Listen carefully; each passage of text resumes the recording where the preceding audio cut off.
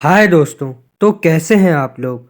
दोस्तों, आपका स्वागत है मेरे यूट्यूब चैनल हॉरर टाइम्स में। दोस्तों, आज मैं आपको एक सच्ची डरावनी स्टोरी बताने जा रहा हूं, जो कि ये कबाड़ी वाले की है।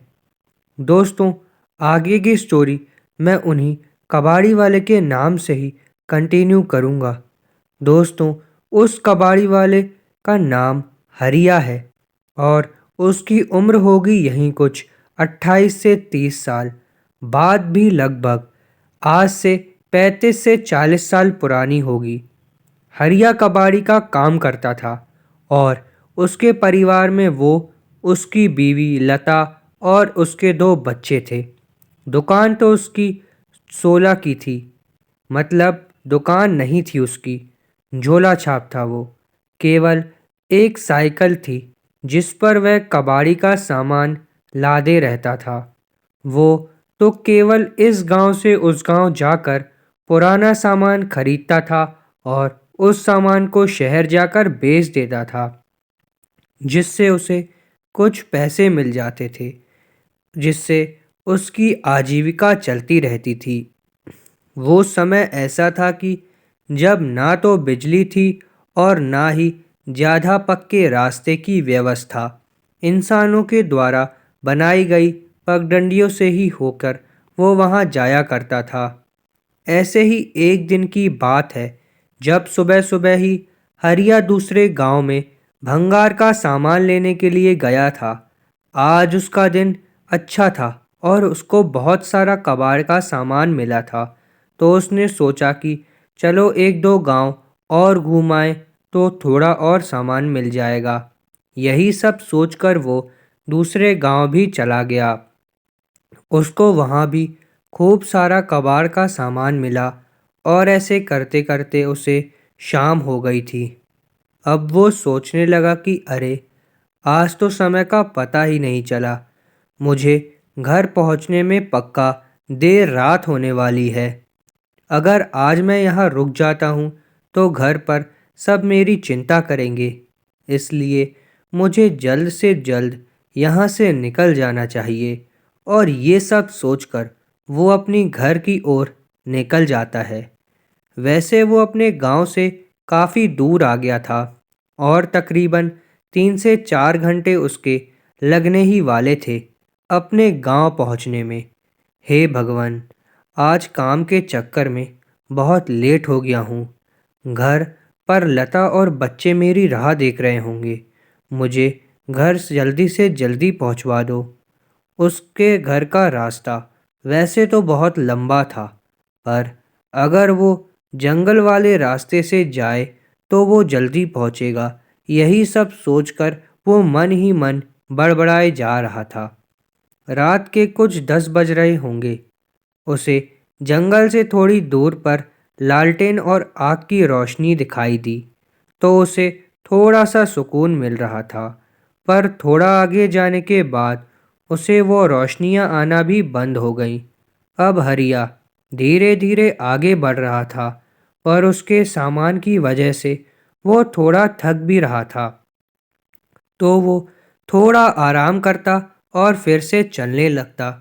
धीरे धीरे चलते चलते उसे उस जंगल में से अजीब सी आवाज़ आने लगी और उसको महसूस हो रहा था कि कोई तो है उस जंगल में उसके अलावा, जो इस तरह की आवाज़ें निकाल रहा था। उसको एक गंदी सी बदबू भी आने लगी। तो उसने सोचा कि शायद ये बदबू खराब पानी की होगी जो यहाँ जमा हुआ होगा, और ये अजीब सी आवाज़ शायद इन सामानों से ही आ रही है। थोड़ा आगे जाने पर उसने फिर से महसूस किया कि पेड़ों पर कोई तो है।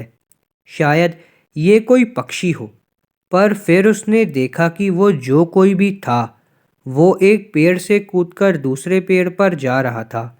और थोड़ी सी चांद की रोशनी में उसने देखा कि वो एक बड़े बालों वाली एक बूढ़ी औरत थी, जो इधर से उधर कूद रही थी। ये देखकर हरिया डर गया और किसी भी बूढ़ी औरत को ऐसे पेड़ से दूसरे पेड़ पर चढ़ता हुआ देखकर कोई आम बात कोई मान भी नहीं सकता।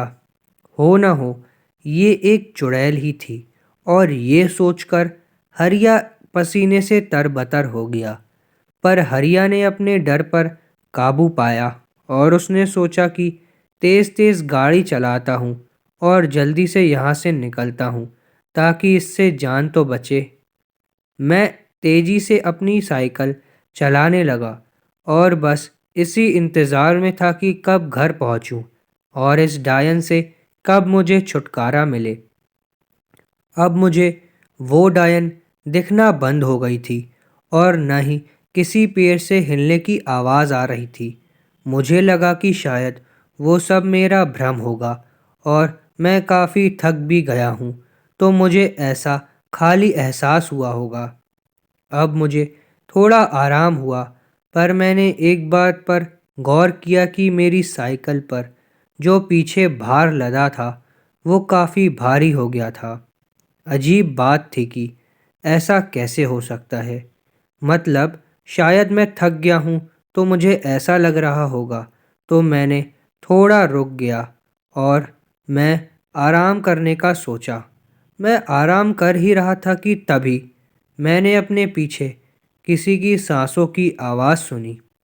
ऐसा लग रहा था मानो जैसे वहाँ मेरे अलावा भी और कोई भी है। और मुझे फिर से पसीने आने लगे और मैंने पीछे मुड़कर देखा। वहाँ पर कोई भी नहीं था। मैं काफ़ी थका था। मुझे टॉयलेट करके निकल जाना चाहिए। मुझे पेशाब आ रही थी और मैं पेशाब करने के लिए पास ही एक झाड़ी की तरफ गया।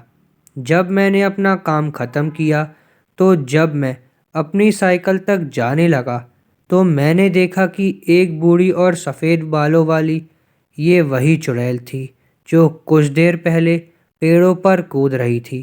उसे देखकर मेरी जीभ गले में ही अटक गई।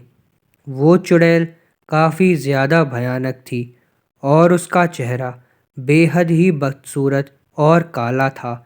उसकी एक लंबी नाक थी और उसने काले रंग की शाल ओढ़ी हुई थी। वो मेरी ओर देख रही थी और हंस रही थी और अपनी जीभ मेरी तरफ करके मुझे उसके पास बुला रही थी। ये देखकर मैं समझ गया कि यह एक मांस नोचनी चुड़ैल है और आज ये मेरा भक्षण करेगी। उसने उसके हाथ में एक बड़े गंडासे को देखा और वो चुड़ैल उस गंडासे को हवा में हिलाती हुई उसके पास आने लगी। बस अब जितनी जान से हो सके मुझे भागना था, वरना ये चुड़ैल मुझे जिंदा नहीं छोड़ती। और ये सोचकर हरिया तेजी से अपनी गांव की ओर भागा और वो चुड़ैल भी उसके पीछे तेजी से भागने लगी। वो चुड़ैल उसके पीछे भागते वक्त बड़ी ही भयानक और विकराल रूप में थी, पर हरिया भी जोरों से भाग रहा था और हनुमान जी का नाम लेते हुए भाग रहा था। बस गांव तक आ ही गया था, तभी चुड़ैल ने एक जोर की चीख निकाली और कहा, रुक, मुझे बहुत भूख लगी है। और वो चुड़ैल हवा में ही गायब हो गई। हरिया फिर भी भागता रहा और गांव के मंदिर में जाकर बेहोश हो गया। फिर अगले दिन जब उसको होश आया तो सभी ने उससे पूछा कि क्या हुआ हरिया, तेरी हालत और तू यहाँ कैसे सो रहा है? देख, पूरी रात तेरी बीवी बच्चे कितनी चिंता में थे। चल अब बता तेरे साथ क्या हुआ। फिर हरिया ने उन्हें पूरी बात बताई तो वे सब उससे बोले, अरे तेरा दिमाग खराब हो गया था क्या, जो तू उस मांस नोचनी के जंगल से गुजर कर आया। खैर, तेरा भाग्य अच्छा था जो तू बच गया और तुझे स्वयं भगवान ने ही बचा लिया। फिर हरिया उठा और उसने भगवान को धन्यवाद किया और अपनी बीवी से मिलकर वो कुछ गांव वालों के साथ उस जंगल में से उस जगह चला गया जहां पर उसकी कबाड़ी का सामान लादने वाली साइकिल थी। उन लोगों ने वहां जाकर देखा कि उसकी साइकिल के टुकड़े और कबाड़ी का सामान यहाँ-वहाँ बिखरा पड़ा हुआ था। ये उस चुड़ैल का ही काम होगा। हरिया उस दिन बच गया और फिर उसने गांठ बांध ली कि अब वो इस जंगल से कभी आवक जावक नहीं करेगा। दोस्तों, I hope you like the story. दोस्तों, मेरे चैनल को सब्सक्राइब करें, लाइक करें और शेयर करें। जय श्री राम।